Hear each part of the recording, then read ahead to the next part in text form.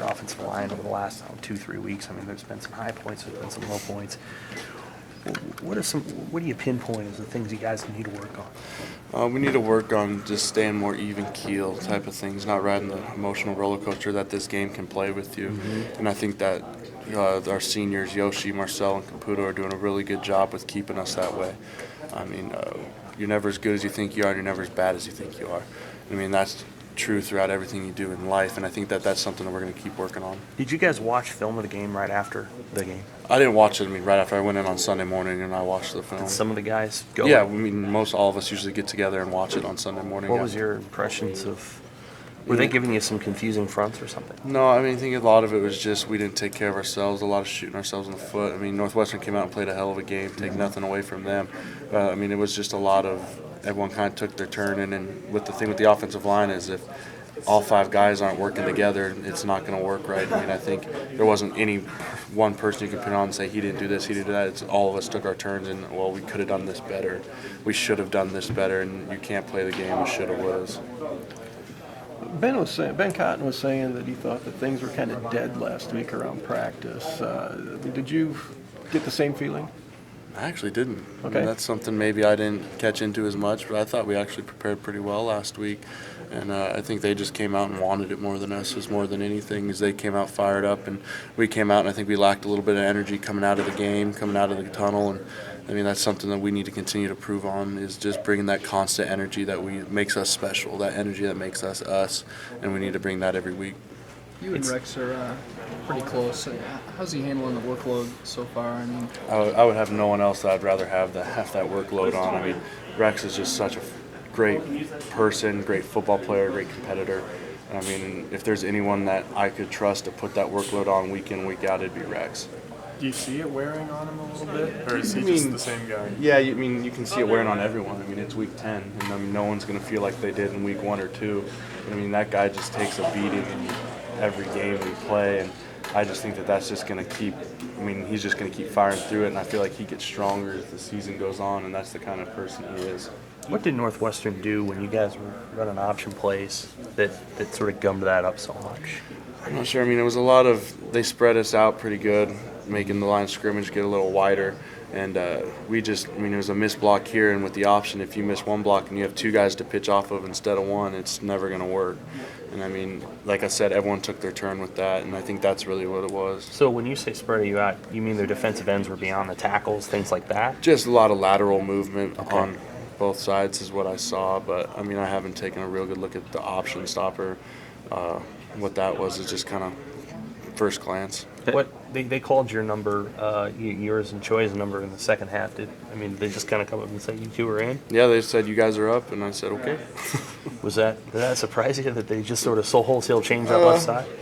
Kind of, sort of. I mean, me and Soon have been sharing reps in practice with the 1s and the 2s, and so, we just always got to be ready because, if you're a 2, you're 1 play away from being a 1. So, we both prepared like we were going to play a lot, and we ended up both playing quite a bit. So, that's just the way this game is. You always got to prepare like you're going to play.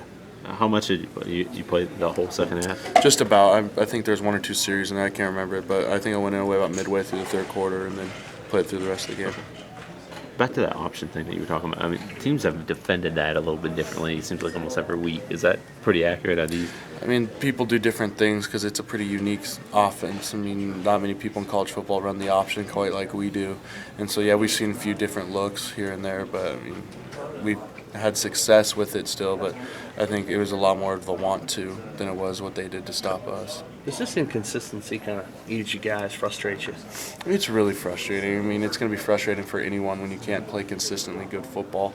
And, it just comes back to doing it during the week. If you can be consistent during the week and you can be consistent throughout the season, then that's going to be a consistent football team.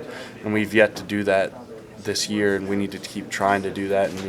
Even if it's week 10, we're still pushing for that consistency of how we play.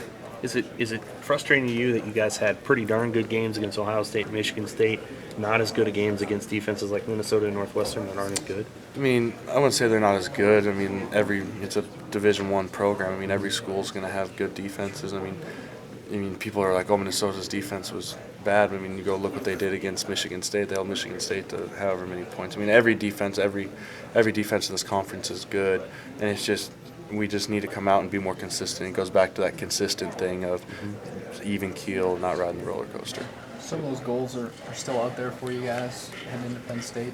Might need some help down the stretch, but I mean, kind of what's the rallying cry for you? I mean, the rally cry is we want to go win 10 games. I mean, if you can win 10 games, that's usually a pretty successful season. And we want to go out there and win 10 games and hopefully try and go to Indianapolis, win 11 games, and hopefully go to the bowl game and try to win 12 games. I mean, that's the ultimate goal.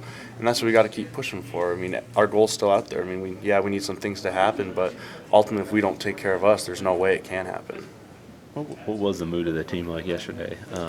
We were all pretty frustrated. We were all pretty hard on ourselves, which I think was good.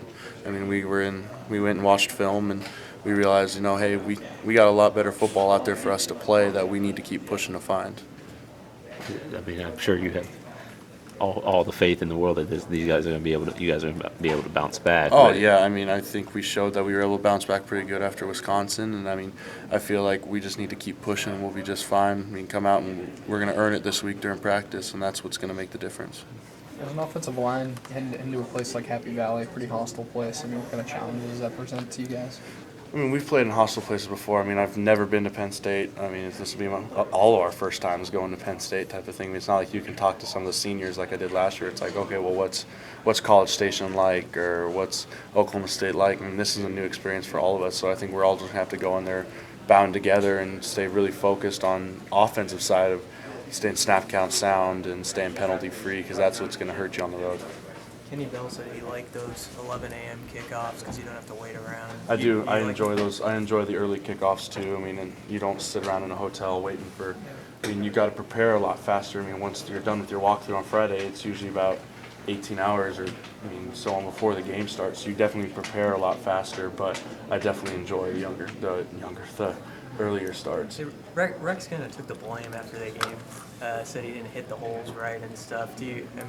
What's your reaction to that? I mean, you shake your head and say, no, we didn't get it done up front. I mean, I think everyone points the thumb. I mean, Rex is going to say I didn't hit the holes, and we're going to say we didn't open wide enough. I mean, that's just the nature of this program. No one's going to sit there and be like, yeah, it's Rex's fault, or it's Taylor's fault, or it's Caputo's fault. I mean, it's my fault. It's my fault. I didn't do everything I possibly could to get it done, because it was a team loss. I mean, no one person lost this game, no one side of the ball, no one unit. I mean, it was a definite team loss, and so, I mean, I think that's just where Rex is coming from on that, is point the thumb, not the finger. any indication of how playing time is going to be rationed out this Saturday? No idea. Just be ready to go whenever they need me. Gotcha. Thanks, guys. I gotta go. Thank you.